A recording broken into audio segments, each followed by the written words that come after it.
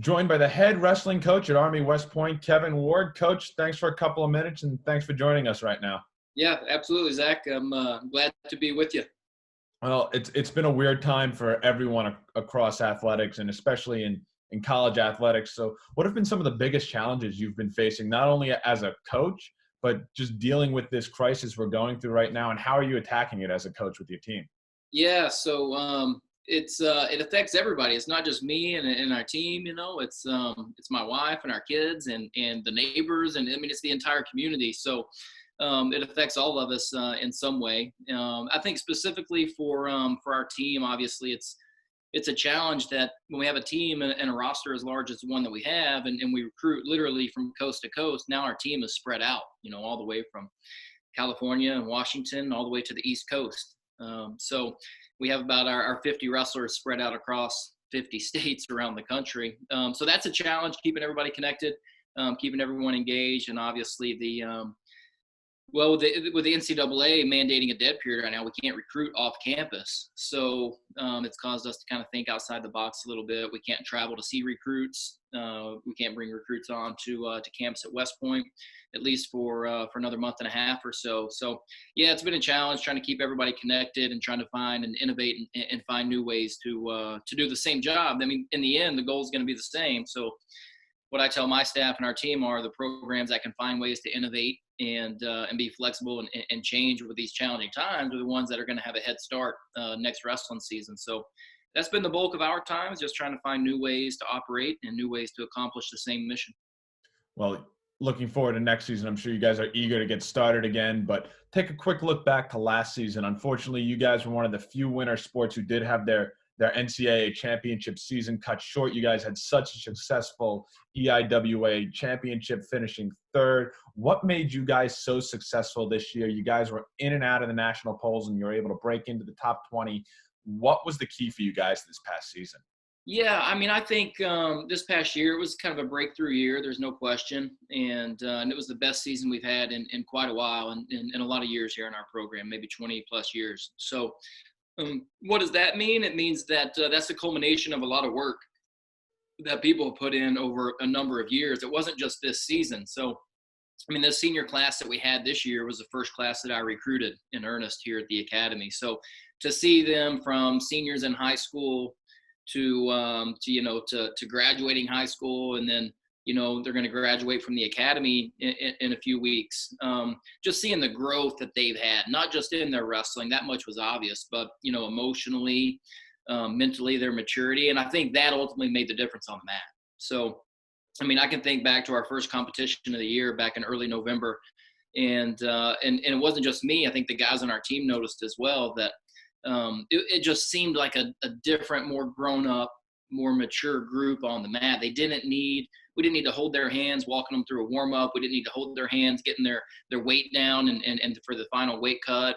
They were just a mature, seasoned group.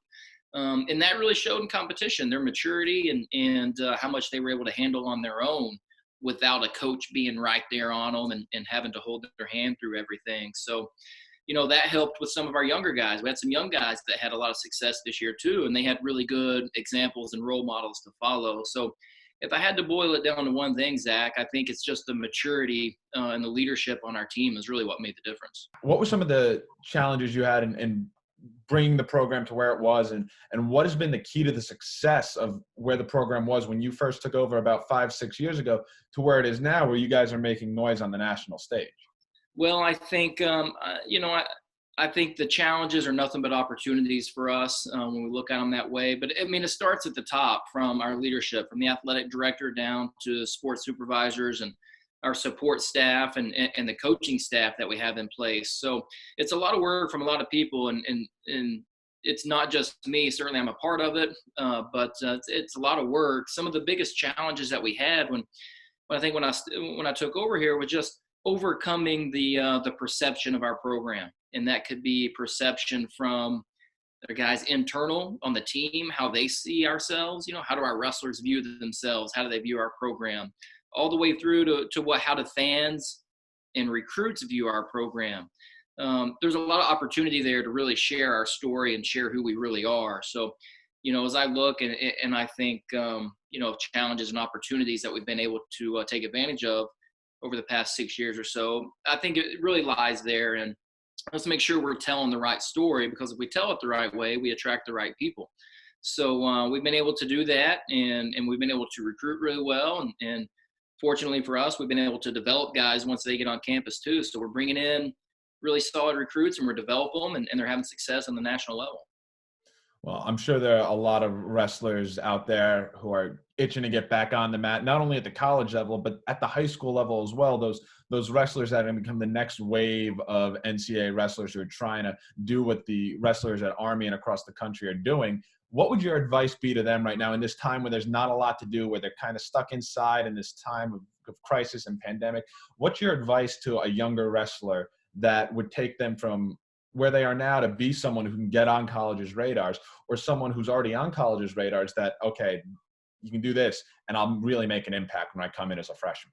So I always draw parallels to the sport itself. So, I always say with the work we put in the dark is going to shine under the lights. So, I mean, right now we're all in this period of darkness where we're not exactly sure what the next normal for us is going to be. But the work that we put in now is going to shine when we reach the new normal. And I would say that, you really examine yourself and say, is there anything that I've said I would like to be able to do? There's just not enough time. And if the answer is still you're not doing it, then it was never the time that was the problem. Because now you have more time than you've ever had before. So it's just looking at these things in the lens of opportunities and how can I gain an edge, or how can I separate myself from other people. If you can't come out of this period in better physical shape than you were before it started, you're doing it wrong, because you have all the time in the world to do it. And some of the best wrestlers and best athletes in the world, train in gyms. It's like a Rocky IV style, it's like you don't need the fanciest equipment. You don't need the biggest, shiniest gym to get better. What you have right now is what everybody else in the country has. So what I'm telling my team is we're on a level playing field with everybody in the country. Maybe for the first time ever, we're on a level playing field with every program in the country. What are we going to do with it? And if I was a high school athlete, I'd be asking myself the same thing. What's going to make me different right now? What's going to make me special? And how am I going to get the most out of this experience that everybody in the country is going through at the same time? The ones that answer that the right way, they're going to be pretty obvious to college coaches when we're back on the road recruiting again. Well, from all the time you do put in working, recruiting, coaching in this dead time, there's got to be some downtime. And I've even seen a couple of videos on Twitter. You're doing push-ups with your kids on your back. So what are you doing to stay busy? How's it being with the kids and being able to be around them more often than you would if you had to be going to the office every day? Yeah. So, I like to read. So I've spent some more time, reading for myself and reading some books to the kids. I've taken more walks in the past 2 weeks. I've seen parts of West Point I haven't seen in the past 6 years. We've taken more walks as a family in the past 2 weeks than we've probably done in the past 6 years combined. So we're just trying to enjoy it, man. I mean, I'm happiest when I'm working the hardest. So, there's no question. I think if you asked Hannah, she would say, yeah, please get him back to work sometime soon. But we're just trying to enjoy it, man. It's like we don't get to spend this much time together really ever. Wrestling is not a sport with a robust recruiting calendar. So we almost never have dead periods. We're always working. If it's not here, then we're on the road somewhere. So just trying to take advantage of it. I know it's not going to last forever. And so we're just hanging out as a fam, watching some shows, reading some books, getting outside, taking walks, going playing in the creek back behind the house, and just trying to keep the kids from tearing the house apart, to be honest with you. Well, Coach, thanks for joining us, and looking forward to getting back to West Point and seeing you guys back out competing on that mat in November. Yeah, absolutely, Zach. Stay safe. Go Army, beat germs.